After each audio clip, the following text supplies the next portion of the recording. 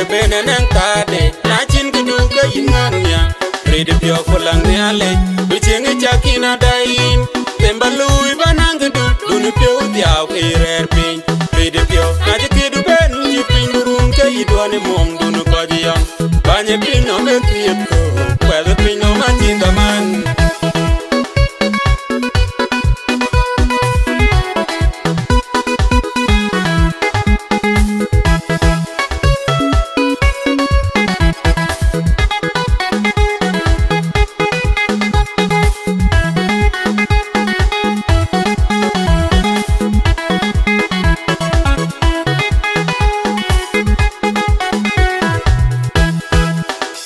Ran pire ben chakien gudu ketwane tembara te weni e pinyenom rane benanan kolle kollu gabo taginom ya toro rachin ge chinte ye purera era bachi chin meya nyalen to nyalen yidike inia ine menu nyalen dunia diare ke bachen dunia diare ke bacham dunia diare nyati imya ke diare rode monjang pinyenom rane benanan kule kan pire benanan kade na chin kudu ka yinganya rede pio kolang ne ale bichengi chakina dain tembalui banang kudu dunu pio diaw kirer pin rede pio na jikidu ben jipin durun ka yidwane mom dunu kajiyam banye pin no me kiyepko kwede pin no manjinda man.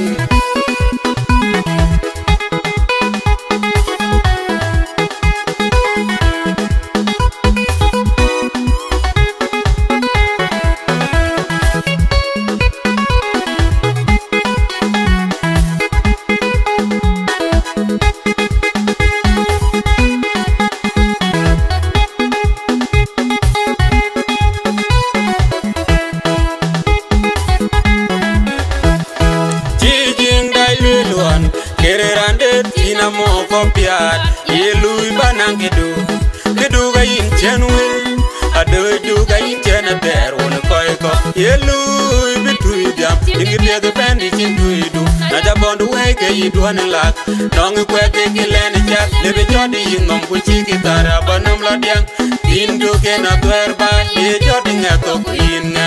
pinkan pinye chati kura monjang pinye nom rane benanan kule kan pire benanan kade na chin kudu ka yinganya rede pio kolang ne ale bichengi chakina dain tembalui banang kudu dunu pio diaw kirer pin rede pio na jikidu ben jipin durun ka yidwane mom dunu kajiyam banye pin no me kiyepko kwede pin no manjinda man.